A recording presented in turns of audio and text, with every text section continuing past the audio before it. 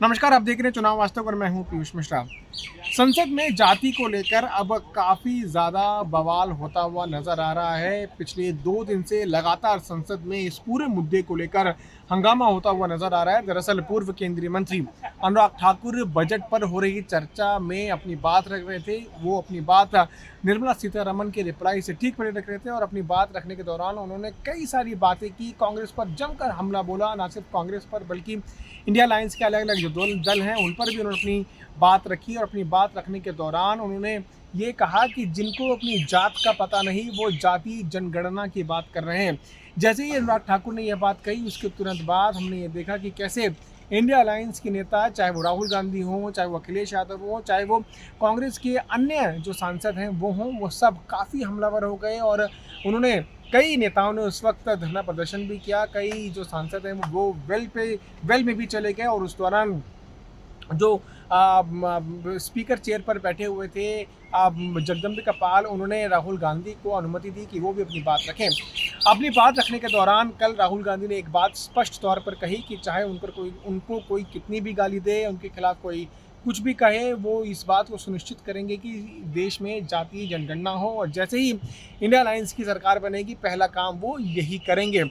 उसके ठीक बाद अनुराग ठाकुर अपनी बात कहते रहे, लेकिन अपनी बात करने के दौरान उन्होंने एक बात और कही कि उन्होंने तो किसी का नाम नहीं लिया। और अगर उन्होंने किसी का नाम नहीं लिया तो जो नेता हैं जो अपनी बात रख रहे थे, यानी वो राहुल गांधी की तरफ इशारा कर रहे थे कि जो नेता अपनी बात रख रहे थे, उन्होंने अब ये क्यों समझा कि उनके बारे में बात की जा रही है।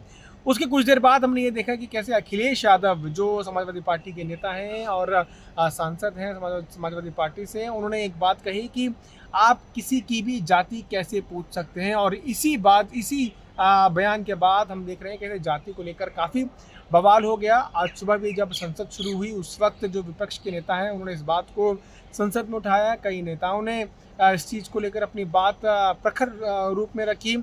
और उसके कुछ देर बाद ये भी निकल के सामने आया कि जो चरणजीत सिंह चन्नी हैं, पूर्व मुख्यमंत्री हैं पंजाब के, उन्होंने तो प्रधानमंत्री के खिलाफ प्रिविलेज कंप्लेंट तक दे दी है। अब देखना ये होगा कि इसको किस तरह से आगे जो है लोकसभा स्पीकर लेते हैं। लेकिन जो जहाँ तक जाति का सवाल है उसको लेकर बीजेपी जो है लगातार अनुराग ठाकुर को डिफेंड कर रही है। केंद्रीय मंत्री गिरिराज सिंह हों, चाहे पीयूष गोयल हों, चाहे और भी जो अन्य बीजेपी के बड़े नेता हैं, वो साफ निकल कर आ रहे हैं और अपनी बात रख रहे हैं कि जब जाति जनगणना होगी तो ज़रूर रहे कि जाति जो है वो नेताओं की पूछी जाएगी। दरअसल जाति को लेकर संग्राम इसलिए छिड़ा हुआ है क्योंकि जाति जनगणना के बाद राहुल गांधी पहले भी करते रहे और उसके बाद हमने देखा है कि कई जो इंडिया अलायंस के नेता हैं वो इस बात का समर्थन करते रहे हैं। और लोकसभा चुनाव के प्रचार के दौरान भी इस बात को प्रखर तौर पर राहुल गांधी उठाते रहे। उन्होंने उस वक्त ये भी कहा था कि जाति जनगणना कराकर जो ओबीसी SC ST हैं उनको उनका हक वो दिलाना चाहते हैं। हालांकि बीजेपी इसको जो है एक सिर्फ बहाना कहती है और कांग्रेस पार्टी का झूठ कहती है।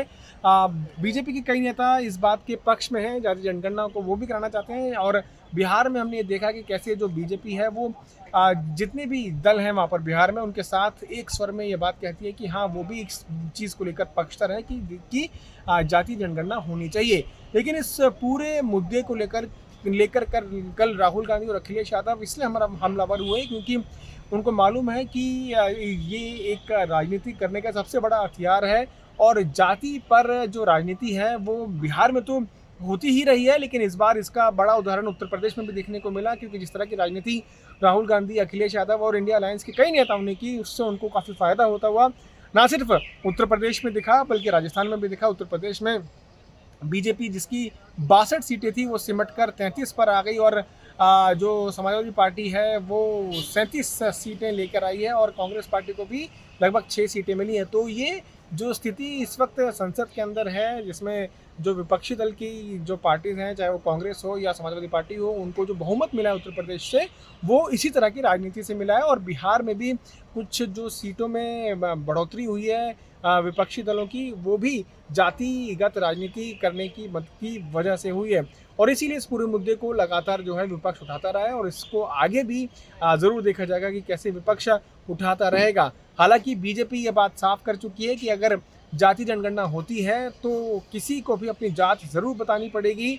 कल जब अनुराग ठाकुर अपनी बात रख भी रहे थे तो उस वक्त बीजेपी सांसद राजेश मिश्रा जो मध्य प्रदेश से आते हैं उन्होंने अपनी आवाज़ ऊंची करते हुए ये भी कहा कि अगर जाति जनगणना होती है तो राहुल गांधी को भी अपनी जाति बतानी पड़ेगी। और उसी के बाद हम देख रहे हैं कि राजनीति इस पूरे मुद्दे पर लगातार गर्म आती जा रही है। दिल्ली से पीयूष मिश्रा, आज तक के लिए।